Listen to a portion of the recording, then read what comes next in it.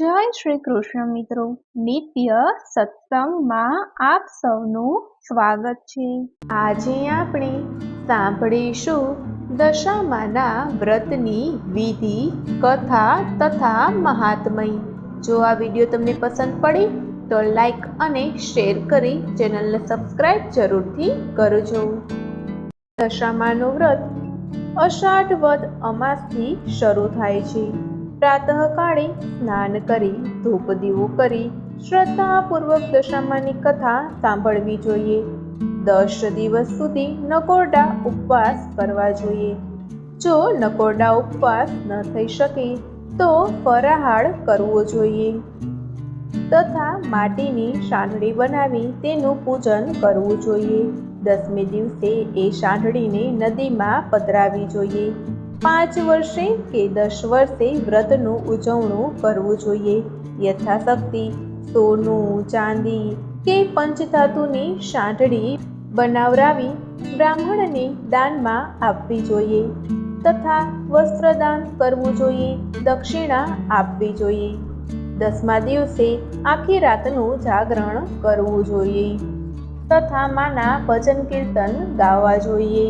ભક્તિભાવપૂર્વક દશામાનું વ્રત કરનારને સુખ, શાંતિ અને સમૃદ્ધિ પ્રાપ્ત થાય છે તથા દશામાં તેમના ભક્તોની સર્વ મનોકામનાઓ પૂર્ણ કરે છે।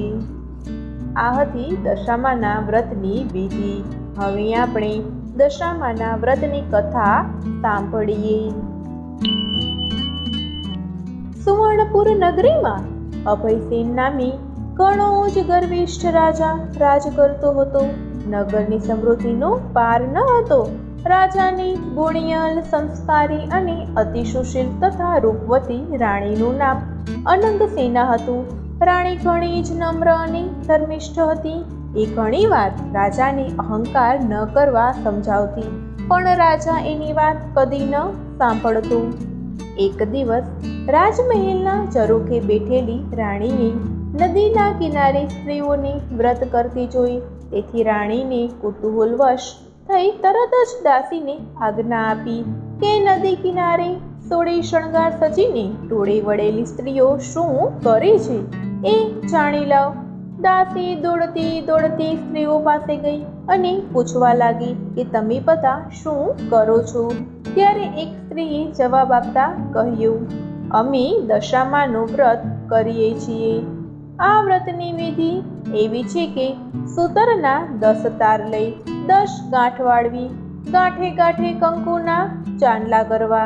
ત્યારબાદ સ્ત્રીઓએ વ્રત ક્યારે કરવું, કેવી રીતે કરવું વગેરે જણાવ્યું। દાસીએ મહેલમાં આવીને રાણીને બધી વાત કરી। ધાર્મિક સ્વભાવની રાણીને પણ આ વ્રત કરવાની ઈચ્છા થઈ। મનથી વ્રત કરવાનું નક્કી કર્યું। એણે રાજાને આ વાત જણાવી તો અહંકારી રાજાએ ના પાડી દીધી અને કહ્યું, આ વ્રત તો ગરીબ ગુરખા માટે છે।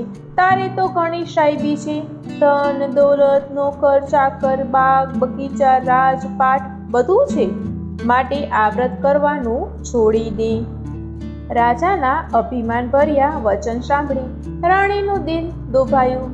એ જાણતી હતી કે ગમે તેવી સમજાવટ છતાં અભિમાની રાજા એકનો બે થવાનો નથી।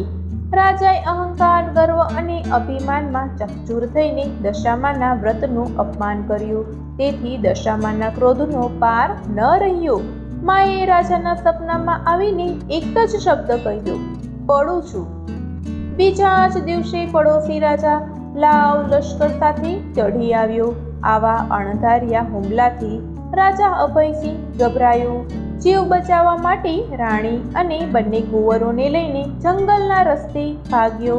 રાણી અનંગસેના મનમાં સમજે છે કે પોતાના પતિએ કરેલ દશામાના વ્રતના અપમાનથી જ આ દશા પ્રાપ્ત થઈ છે। ઘોર જંગલમાં રાજા રાણી ઉઘાડા પગે ચાલ્યા જાય છે।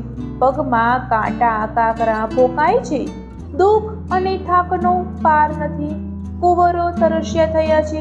એટલામાં એક વાવ આવી। રાજા પાણી લેવા માટે વાવમાં ઉતર્યો। પાછળ પાછળ બંને કુંવરો પણ ઉતર્યા તો દશામાએ અદૃશ્ય થઈને બંને કુંવરોને ખેંચી લીધા। કુંવરોને અદૃશ્ય થઈ ગયેલા જાણી રાણી વિલાપ કરવા લાગી. રાજા પણ મનમાં સમજી ગયો કે નક્કી આ દશામાંનો કોપ છે. એ રાણીને આશ્વાસન આપતા સમજાવી છે કે જેણે આપ્યા એણે લઈ લીધા, હવે એ જ પાછા આપશે. રુદન કરતી રાણીને સમજાવતો રાજા આગળ ચાલ્યો. થાકના લીધે બંનેના પગ તછડાય છે. પગમાં વેઢા વેઢાના કાંટા ભોકાઈ ગયા છે, તેથી પીડાનો પાર નથી. રસ્તામાં એક વાડી આવી. રાજાને થયું કે હાશ, બે ઘડી વિસામો તો મળશે. પણ રાજાએ એ વાડીમાં જેવા પગ મૂક્યા તો ખીલેલા ફૂલો કરમાઈ ગયા. વાડીનો માળી વિચાર કરવા લાગ્યો કે નક્કી આ માણસ પાપી પગલાનો છે. તેથી માળી લાકડી લઈને રાજાને મારવા દોડ્યો. રાજા રાણી માંડ બચીને ભાગ્યા. જીવનથી હતાશ થઈ ગયેલા ભિખારીની જેમ હાલતમાં બંને એક નગરમાં આવ્યા. એ નગર રાજાની બહેનનું હતું. રાજાને આશા હતી કે બહેન જરૂર આશરો આપશે. એણે પાદરેથી પોતાની બહેનને સંદેશો મોકલ્યો કે તેનો ભાઈ આવ્યો છે. બહેને પોતાના ભાઈને સોનાની ગાગરમાં સુખડી મોકલાવી અને સાથે સોનાની સાંકળી મૂકી. પણ સોનાની ગાગર પિત્તળની બની ગઈ, સુખડી ઈંટના કટકા બની ગઈ અને સોનાની સાંકળીના બદલે ફૂફાડા મારતો કાળો નાગ નીકળ્યો. રાજા વિચારે છે કે મારી સગી બહેન મને મારી નાખવા આવું ન કરે. નક્કી આ દશામાંના કોપને કારણે જ થયું છે. આવો વિચાર કરીને રાજાએ ગાગર ત્યાં જ દાટી દીધી અને રાણીને લઈને આગળ ચાલ્યો. ચાલતા ચાલતા એક નદી આવી. નદીના કાંઠે ચીભડાના વાડા છે. રાજા બે હાથ જોડીને વાડાના માલિકને કરગરવા લાગ્યો કે ભાઈ, 7 દિવસના ભૂખ્યા છીએ, દયા કરીને એક ચીભડું આપ. ખેડૂતને દયા આવવાથી એક ચીભડું આપ્યું. રાજાએ નક્કી કર્યું કે આગળ જઈને થોડો વિશ્રામ કર્યા પછી ચીભડું ખાવું અને ભૂખ સમાવવી. પૂર્વે બન્યું એવું કે એ ગામના રાજાનો કુંવર 2 દિવસ પહેલા રિસાઈને ભાગી ગયો હતો. સિપાહીઓ કુંવરની શોધમાં નીકળ્યા હતા. દશામાના કોપને કારણે રાજાના હાથમાં જે ચીપડું હતું એ કુંવરનું માથું બની ગયું. આ માથા પર નજર પડતા જ સિપાહીઓએ દોડીને રાજાને પકડી લીધો. દોરડાથી બાંધીને લાતો મારતા મારતા નગરમાં લઈ ગયા. નગરના રાજાને બધી વાત કરી. રાજાએ પોતાના કુંવરની હત્યા કરવા બદલ અભયસિંહને કાળ કોટડીનો હુકમ આપી બંદીખાનામાં નાખી દીધો. રાજા વગર વાકે કેદ થયો. તેથી રાણી અનંગસેના પર દુઃખનો પહાડ તૂટી પડ્યો. એ રોજ જંગલમાં જતી, લાકડાનો ભારો લઈ આવતી. એ વેચીને જે પૈસા મળે એમાંથી પેટનો ખાડો પૂરતી. આમ દિવસો પર દિવસો પસાર થવા લાગ્યા. અષાઢ મહિનો આવ્યો. અનંગસેનાએ અષાઢની અમાસે એટલે કે દિવાસાના દિવસે દશામાનું વ્રત શરૂ કર્યું. દશામાના વ્રતના 10 દિવસ નકોરડા ઉપવાસ કર્યા અને માની ભક્તિ કરી. રાણી અનંગસેનાની અપાર ભક્તિ જોઈ દશામાનો કોપ શમી ગયો. માએ રાણીને આશીર્વાદ આપતા કહ્યું કે કાલે તને તારો પતિ પાછો મળશે. એ જ રાત્રે દશામાએ નગરના રાજાને સ્વપ્નમાં જઈ આદેશ આપ્યો કે તે નિર્દોષ માણસને કેદમાં પૂર્યો છે. તારો કુંવર તો એના મોસાળમાં લીલા લહેર કરે છે, સવારે પાછો આવી જશે. સવાર પડતા જ દશામાની કૃપાથી કુંવર પાછો આવી ગયો. રાજાએ જાતે જઈને અભયસિંહને બંદીખાનામાંથી મુક્ત કરી ક્ષમા માંગી. એટલું જ નહીં, ખૂબ ધન પણ આપ્યું. રાજા રાણી રથમાં બેસી સુવર્ણપુર આવવા નીકળ્યા. રસ્તામાં બહેનનું નગર આવ્યું. રાજાને પેલી ગાગર યાદ આવી. પાદરે આવીને ખાડો ખોદીને જોયું તો પિત્તળની ગાગર સોનાની બની ગઈ હતી. ગાગરમાં સોનાની સાંકળ અને સુખડી હતા. એટલામાં બહેન પણ આવી આગ્રહ કરીને ભાઈ ભાભીને ઘેર લઈ ગઈ. 2 દિવસ રોકાઈને રાજા રાણી આગળ ચાલ્યા. રસ્તામાં વાવ આવી. જોયું તો વાવના કાંઠે દશામાં વૃદ્ધ ડોશીનું રૂપ ધારણ કરીને ઊભા છે. બંને કુંવરો એમની આંગળી પકડીને ઊભા છે. રાજા રાણી તરત જ માતાજીને ઓળખી ગયા અને લાકડીની જેમ માના પગમાં ઢળી પડ્યા. દશામાએ અસલ સ્વરૂપમાં આવીને દર્શન આપતા કહ્યું, હે રાજા, તે અભિમાન આણીને મારા વ્રતનું અપમાન કર્યું હતું, તેથી તારા પર હું કોપાયમાન થઈ હતી. પણ હવે તારો ગર્વ ગળી ગયો છે. વળી તારી રાણીએ ભાવથી મારું વ્રત કર્યું છે, તેથી હું પ્રસન્ન થઈ છું. તારું રાજ તને પાછું મળી જશે.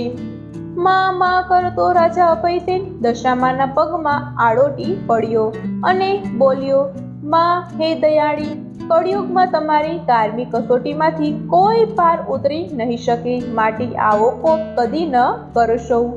દશામાં મીઠું મધુર હાસ્ય વેરતા બોલ્યા, તારી વાત કબૂલ કરું છું. કળિયુગમાં જે કોઈ મારી કથા સાંભળશે કે સંભળાવશે તેની દશા સદા સારી રહેશે. આમ કહીને દશામાં અદ્રશ્ય થઈ ગયા. રાજા રાણી બંને કુંવરો સાથે પોતાના રાજ્યમાં આવ્યા. અભયસેનના સેનાપતિએ પડોશી રાજાને હરાવીને રાજ પાછું મેળવ્યું હતું. રાજા રાણી આનંદપૂર્વક દિવસો પસાર કરવા લાગ્યા. હે દશામાં, જેવા રાજા રાણીને પડ્યા તેમ વ્રત કરનાર સર્વને પડજો. જય દશામાં. તો મિત્રો, આ હતી દશામાના વ્રતની વિધિ તથા કથા મહાત્મય.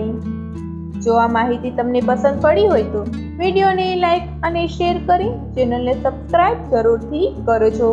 જય શ્રી કૃષ્ણ.